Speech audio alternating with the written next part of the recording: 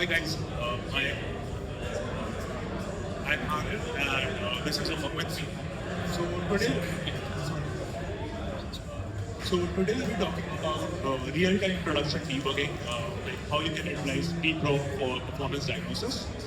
But before going into that and talking about how you can actually do it real time, does anyone know about what mechanical sympathy is? So, uh, normally, whenever you are running your systems, you might have seen that when you are running Olama or Google Chrome, sometimes your laptop fan screams a lot. And then you go to activity monitor and see what is actually happening, and you can see, okay, this particular thing is causing a lot of RAM and CPUs, and you actually stop that. So that is how a user works. But what about the developers? When their app screens, the CPU and memory are consuming a lot. How do they know actually where to look into the code? Because there are millions of lines of code which you need to handle. There are multiple services which are actually running at the same time. How do you know where to look into it, how to fix it fastly? Because real production works, you don't want to let it go for 10 days or a week. You just want to fix it as soon as possible. So that is more about what mechanical sympathy is. That when you're writing code, you're also careful about the hardware. How much hardware you have, how much you're using, and how you can actually figure out fastly what is consuming more and what is consuming less. So I am Arvind. I am maintainer at Gopher.dev. Gopher is an opinionated Golang framework. I work at Zomdev. Zomdev is a multi-cloud infrastructure management and apps platform where you can manage your cloud resources across the GCP, AWS, and Azure. Hello everyone, I'm Aman. I'm also one of the maintainer of Gopher and a software engineer of Dev. And here are our profiles. Let's begin the talk. So let me start with what actually happened and what triggered us to how to use that and how we can actually fix the problems we are facing real time. So we deployed on a Friday night and we noticed that the subscription endpoint is having a lot of latency there. And the memory and CPU utilization are also going up, while the CPU is at 100%. So something we actually did wrong and we pushed the code to production. So as like any other developer out there, we went to our Grafana dashboard. We looked into the traffic was normal. We looked into the Go routines were increasing a lot. Even the Go memory utilization was increasing. So how do we know actually what is happening? So we again went into looking into what are the DB connections. Is something wrong with the DB? Are my requests piling up? Are they not getting processed of what it is? Everything was fine. We looked into the HTTP logs. Everything was fine. HTTP metrics, everything was fine. There was no errors coming in. But still the CPU profile, CPU told us that it's 100%. So what do we do next? How do we know which line of code is actually causing that? Because I remember we did not push anything for that endpoint. It could be that it became the critical path that day because of some feature or some marketing gimmick which happened that day. So that is when you need to look into the profile. That is when you need to look into profiling to know where exactly issues are happening, where exactly at which line of code you need to fix. To do that, you need to know what profiling is. So, Umang will Okay. So before we dive back to the crime scene, let's first see what are the lenses, what are the tools that we use to profile. What profiling actually is. What are the different types of it? What are the use cases of each type and the common mistakes to avoid each type? So profiling in Golang is not like one size fits all. It's a suite of specialized diagnostics. We majorly have four types of profiling: the CPU profiling, the heap profile, the goal profile, as well as the mutex profile. I will tell you about each one of them separately. Let's go to the CPU profile. So, the Go runtime is especially effective here. It captures the program structure head, handset time in a single second.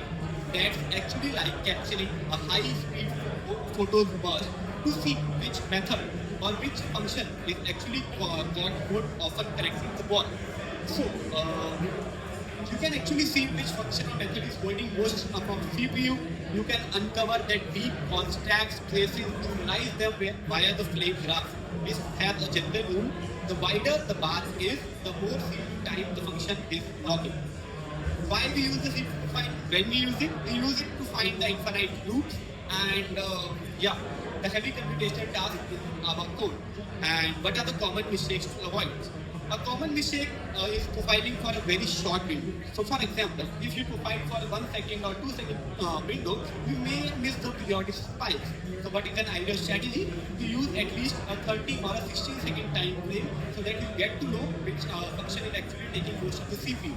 Now let's move to the next type of profiling, the heap profile. So the heap profile actually records the stack place for every single allocation on the heap. We have two major metrics to look in here. One is the in-use space and second is the alloc space. The in-use space is the one what's currently sitting on your RAM, whereas the alloc space is the total memory that was ever allocated. This actually helps us to find the objects that the garbage character simply cannot touch. Why? Because it's living in the memory forever. Why we use it? Actually, we use it to identify that massive slices or maps that are eating our memory slowly and steadily. What are the common mistakes to avoid while doing a heap profile? So as we all know, both Go as well as Gopher as well as Golang has an anti-pattern of using global variables. So the global variables are actually the root of the garbage collector. They just live forever in the memory, so we don't use them. What is a better strategy? You pass the dependencies externally so that your memory can be reclaimed as soon as your request is finished. Let's now move to the third type of profiling, that is the GoRoutine profile. So the GoRoutine profile actually gives you a snapshot of every single live GoRoutine in your system. It's actually our primary weapon to fight against the zombies that orphan or weak GoRoutines that started but never ended. So it's the only way to actually effectively see the function deadlocks that are actually waiting for each other, or the GoRoutines are waiting for each other in an infinite time. Why we use it? Actually, we use the GoRoutine profile because it groups the GoRoutines together by their calling sign. So you can actually see if 5,000 GoRoutines are all stuck at a single piece of code. The common mistakes to avoid. Guys, the GoRoutine profile actually calls a stop the world event. It halts your server, it collects the GoRoutines and then gives you the profile. So you do not over collect it. The reason can be, let's say if you have 100,000 or 1 million GoRoutines, that can actually create the pause that you are actually trying to debug.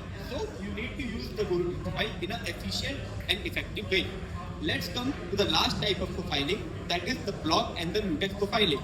As the name suggests, the other profiles I told you was actually telling you what the code is doing. But this is the only one that tells you what is the code waiting for.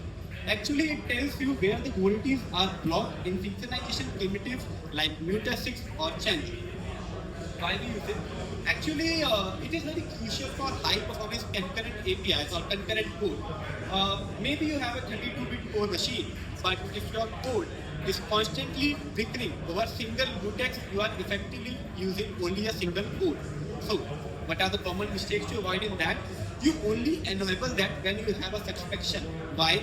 Because when you turn on this, there will be a very slight overhead delay in every lock or unlock mutex that will follow.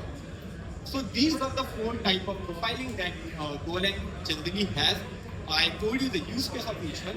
I told you what are the common mistakes to avoid. And now Aryan will tell you how to set up these on your server, on your code, and how to use it. So we talked about in the beginning that it will be a real-time thing. But right now we are just telling about how do you actually profile. So when you need to do it in real time, you actually need to do it when your actual server is running, when you're actually facing those delays, because these are in real time. These profiles, if you connect in the real time, then only you will know that, okay, this particular function or this particular method or this particular line of code is causing the issue. So how do you do that? So Golang by default has a Pproc package which you can use to get one of these things. But along with that, it also has a net HTTP Pproc package. You need to import it and register it like the other handlers in your code. Now, one very important thing here is you don't want it to do in your main server. So how do you do it? So along with your main server, you actually have one more server running in your same code base, which will actually provide you the profiling. Because as I mentioned earlier, that GoRoutine profiles give you stop of the world events. It will stop your code. Imagine that you deployed something, some junior engineer came, it changed something in a middleware, and he accidentally allowed everyone to access these profiling endpoints, what would happen? You actually allowed everyone out there to DDoS your servers without them doing a lot of things. You just need to make some request and your application will start stopping because of the stop of the word packets. So you set up one more server, the same code base, and then you run it. Apart from that, there is one more way you can do that. You can do it with a zero config way. You can use Gopher. Gopher by default has a metrics port, which also gives you access to the profiling endpoints. So when you do app is to equal to gopher.new, it registers the metrics server, which I will show you later in the demo. And you can access all the profilings which we talked about using that debug endpoint. So let's see actually how do we do it before we go into C. So since it's a Gopher server you are running, so we hit the localhost 2121 endpoint and debug profile. And then we use the code with pbrock HTTP that we gave the code. You can also do this on the CLI, you don't need to do it at HTTP server. But we are doing it in HTTP server because it is easy to visualize and it is easy to figure out by seeing just the bigger stacks wherever your CPU is getting consumed. So this is how it would look like a call stack. So if you would see here, the important thing to notice when you're actually debugging your production systems, you need to figure out which are taking a lot of time. So since it's a CPU profile, we are talking about the CPU. The bigger ones are consuming the most amount of CPU and the smaller ones are consuming the least amount of CPU. So when we downloaded this pbrock profile that time, we saw that a particular function start CPU read is consuming 99.78%. So we got the CPU profile for 60 seconds, and out of that, this particular function was consuming around 59.65 seconds. So how do we know? What do we do? So we saved a lot of time by knowing which particular function is causing that. We did not stop that particular server at that time. As I told earlier, when we are talking about mechanical sympathy, you go and stop the particular program, you restart it, and then your RAM and CPU goes to normal. But as a developer, you need to know exactly at that time what actually happened. Otherwise, you will spend time reproducing that issue that might not even occur in different environments. So you can use the 2121 metric endpoint by port forwarding it, and you can access it securely. You don't even need to, that endpoint is not even exposed to the outside world because that does not have the actual things. The main server is on the 8000 port. So we know that this particular function is taking the most amount of CPU. So we go and see what is the actual code is calling. So this particular function was actually using the creating a Go routine and calling one remote service. But what actually caused that? Even when the request goes away, the particular function is not stopping. It is still going there. So what do we do here? We use the context of Golang. So since we are using Gopher, we had a Gopher context. Gopher context has a lot of things embedded in it. I will talk about that next. But we just added the context and everything was sorted. So talking about the Gopher context. So Gopher context, if you see the Gopher code, it has context, the Golang's context, it has a request, it has a container. I will talk about all of them briefly. So context is used to handle the auto cancellation, timeouts, and all of those things. By default, Gopher sets a 5-second timeout on every request. So if a request is taking more than 5 seconds to complete, it will automatically cancel that and you will get a context timeout. So you don't go into all of these issues. Next, it has the request. You don't even need to bind the JSON bodies or anything else. Gopher will directly provide you those who bind it in your steps required. The other thing is container. Since Mohammed mentioned about the dependency injections and an anti-pointer that you should not be using directly creating a variable globally rather than you should inject it. Gopher context has a container which has all the different database enabled by default. These are not getting overloaded in your application. These are just there. When you need it, those will be imported automatically at that particular time. Moreover, Gopher context provides you with the different tracing and traceability capabilities. Any request which you are making, even it goes to database, even it goes to Redis, all of the requests are getting traced. All of the requests are log property. You can even see what query actually ran by setting the log levels differently. Going next, we made that fix. We see that the requests are now getting cancelled at proper time. The go routine was perfectly fine after that. When the request reduced, the go routine also reduced. But the memory utilization was still high. We were not able to fix that. So what do we do next? So Aryan thought that fixing the CPU will fix the system. But we had another major thing. That was the memory spike, the memory leak. Aryan told that after the CPU fix, your service may not scream, but the memory made it scream more. So what happened is, when we hit the heap profile that I told you, that actually tells you about the memory allocations and things like that, we found that our code had some issues. And all thanks to Gopher, without any code change, I directly pulled the heap profile to found that my memory is leaking. We needed to apply some fix to our code in order to see what is happening. I just directly pointed to my heap profile and it showed me that 170 MB or 97.33% of the total allocation is tied to a single function, start memory leak. We needed to fix it here. What we did wrong was we added 10 MB buffer to a queue without any limit. What happened next? For fixing it, I added two checks. One check was, if the length of queue is greater than the required capacity, we will not push anything to the queue as it is already full. We will not allocate anything more. The second check that I added was a select statement with a time out after channel. That was, if I cannot push into the queue in a single second, I will just drop it and move ahead. What we did next, we added this fix, we redeployed, and let's see the updated Grafana graph. So now the memory used a sawtooth pattern. When the request came, the memory pulled up, but the garbage collector worked and it came back. This is the kind of graph that we want to see because the garbage collector is working, cleaning the memory. Our production was finally stable and yeah, we got a good environment. By going through the heap profiles, the CPU profiles and other things, we actually solved some real-time problems in the debugging. And yeah, now it's time for the demo. Let's see how Gopher actually allows you to fetch these profiles very easily without you adding any line of code to the server. So this is how a typical Gopher application look like. You have a app which is started using Gopher.new and it runs with A.K.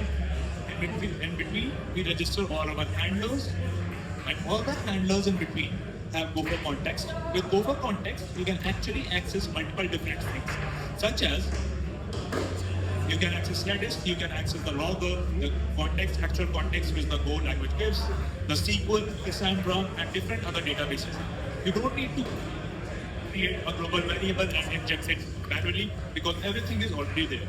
Even there is a bind function which lets you bind your request body from JSON, XML, and different types of request types into the struct, whatever you have. Now, going next, how do you actually connect these databases?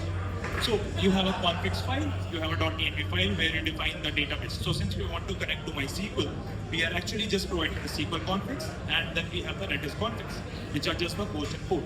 There are other configs available for advanced configuration. If you need, you can refer the Gopher documentation to know more about that. Now, when we run this particular server,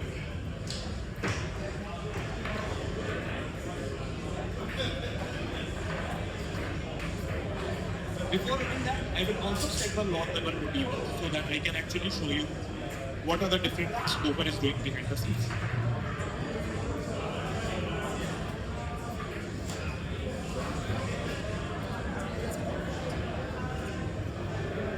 So, since I already have a server running, this particular server did not stop. Demos are like this only, I guess. You do something wrong every day. So, while he is trying to get the pizza file, I will just tell you what were the main things that we actually wanted to show. First of all, the profiling, why it is important. How using profiling, you can actually see what nuances or what bottlenecks your code has, be it regarding the CPU, be it regarding the memory, be it regarding the mutexes and everything. Second thing, if you want to set up profiling, you'd be very shocked because doing over collection or not utilizing it properly can actually slow the APIs down. Now, the third thing that we actually wanted to show is with the Gopher framework, this profiling and these all observability comes built in. So you don't have to worry about these external things, and you can only focus on the main code logic. Uh, let's try to get these profiles, but I think there may be some error.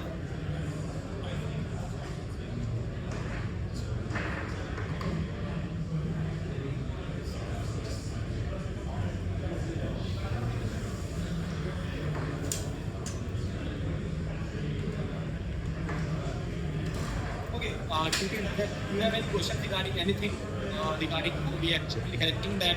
We are actually integrated the pre-prof and now equivalent elementary package in the framework itself, due to which we are able to export these metrics, these places and things like that. Using the logs, we actually export the structured JSON logs, so that were very helpful when you actually see a lot of logs and they are structured to find the things very easy. Different log levels we have like keeper, error, fatal.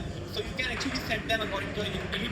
If you are doing things on your local, maybe the even log level works best. But if you are in the production, maybe you will choose the error or the fatal log level, so you don't see the noise, but only the things that you really want to see. So, so we have the bprof finally running. Sometimes demos are like this. So, if we can go and see the top, we know that okay, this particular thing is taking the 100% of the cumulative and the flat time.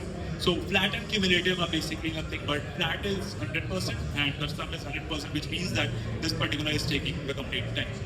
And there are multiple different graphs here which you can use, which are plain graph. So these are there are no requests currently on the server. This is just the Gopher server running. So you can see that there's nothing major happening right now.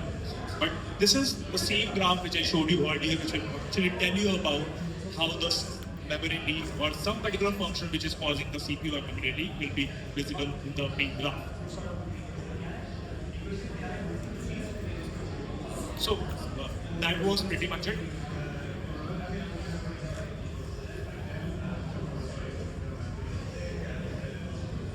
So, thank you. So you can scan the QR code to get more about the different talks right out there for CPU and memory profile and learn more about how you can read that. There is also trace available in the Go bprof, so you can see how the different Go routines are juggling between the processes, different processes, and you can also find our LinkedIn and Twitter handles on the scene. I hope you had a good time. Thank you. Any questions? Anyone? Okay, sure. That was